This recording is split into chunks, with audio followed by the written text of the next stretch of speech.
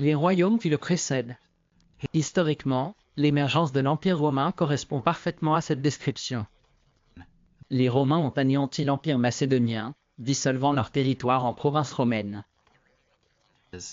L'Empire romain est devenu de plus en plus fort, jusqu'à dominer de vastes régions du monde, plus que tout autre empire avant lui. Daniel a également mentionné que ce quatrième royaume sera un royaume divisé, en partie fort et en partie fragile. Encore une fois, cela décrit parfaitement l'Empire romain.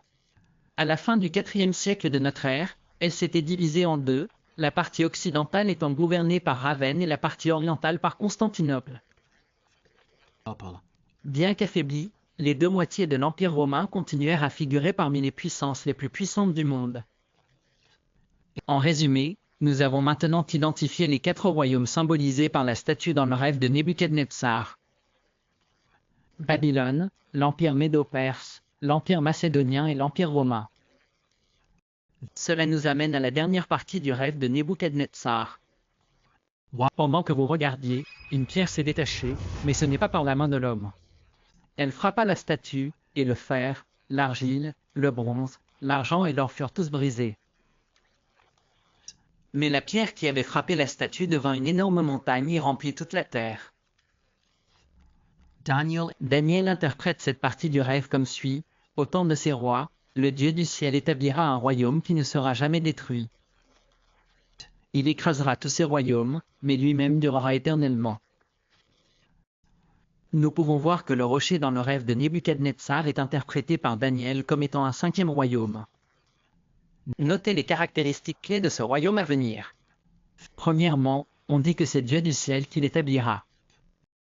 Deuxièmement, elle deviendra une immense montagne qui remplira toute la terre. Troisièmement, les royaumes qui l'ont précédé seront écrasés.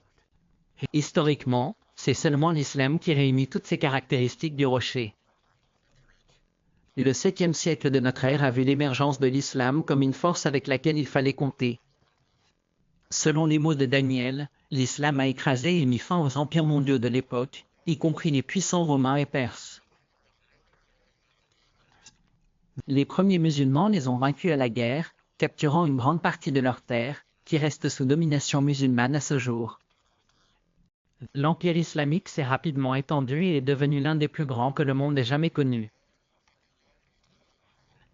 Contrairement aux empires idolâtres qui l'ont précédé, le prophète Mahomet et ses compagnons étaient de nature pieuse, prêchant le monothéisme et appliquant la loi de Dieu, telle que révélée divinement dans le Coran. Notez comment Daniel relie les royaumes les uns aux autres.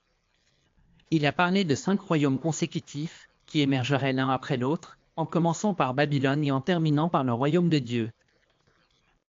Dans toute l'histoire, il n'existe aucune série d'événements qui correspondent à la séquence de Daniel, à l'exception de l'émergence des royaumes de Babylone, des Mèdes perses, de la Macédoine, de Rome et de l'Islam. Les critiques peuvent citer le fait que les commentateurs juifs ont traditionnellement associé l'islam non pas au royaume de Dieu, mais plutôt au 4e royaume du mal. L'une des façons d'y parvenir est de fusionner Rome avec le 3e royaume pour créer un empire romain macédonien combiné. Cependant, de telles interprétations sont très problématiques, car rien dans la prophétie n'indique que le 3e royaume soit un empire conjoint. Il est important de noter qu'aucun commentateur juif, avant l'avènement de l'islam, n'a interprété le 4e royaume comme la montée d'un empire ismaélite. Professeur John J. Collins, un éminent spécialiste de Daniel, reconnaît que les rabbins ont déformé son interprétation après l'essor de l'islam. L'interprétation dominante identifiait les royaumes comme étant Babylone, la Mède, la Perse, la Grèce et Rome. Finalement, la séquence a été adaptée pour tenir compte des nouveaux développements, notamment de la montée de l'islam. Il est évident que les commentateurs juifs n'ont commencé à lier le 4e royaume du mal à Ismaël qu'après l'avènement de l'islam et son établissement ultérieur en tant que puissance mondiale, car ils savaient que l'implication était que l'islam est le royaume prédit de Dieu.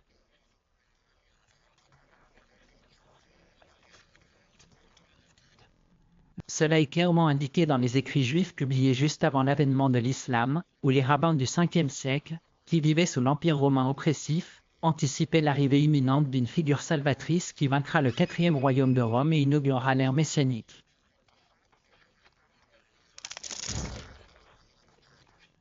Les rabbins ont écrit dans le Talmud babylonien que ces empires ont subjugué le peuple juif. En ce qui concerne Rome et la Perse, leur royauté s'étend jusqu'à la venue du Messie. Un dernier point qui mérite d'être mentionné est que les premiers musulmans étaient pleinement conscients de ces prophéties contenues dans Daniel. Par exemple, Wahb ibn Munabi, un éminent spécialiste des écritures juives et également un étudiant direct de compagnons célèbres tels qu'Ibn Abbas, a déclaré ce qui suit. Nebuchadnezzar a vu en rêve qu'il y aurait une statue avec une tête en or. Daniel a dit que tu es la tête de la statue que tu as vue.